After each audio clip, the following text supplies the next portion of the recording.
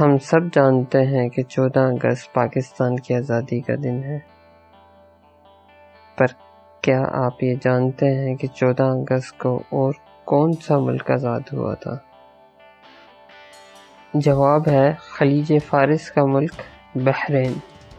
سعودی عرب اور قطر کے درمیان 30 جزیروں پر مشتمل یہ چھوٹا سا ملک 14 اگست 1971 کو ایک ریفرنڈم کے ذریعے برٹش سے آزاد ہوا۔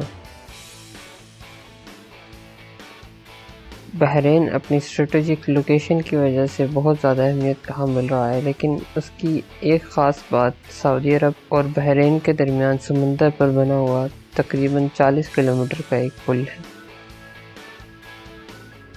آپ بحرین کے بارے میں کیا جانتے ہیں؟ نیچے کمنٹ کریں، اور اگر آپ کو یہ ویڈیو پسند آئی تو لائک کریں، اور اس طرح کی مزید ویڈیوز دیکھنے کے لیے SG Sheet کو سبسکرائب کریں۔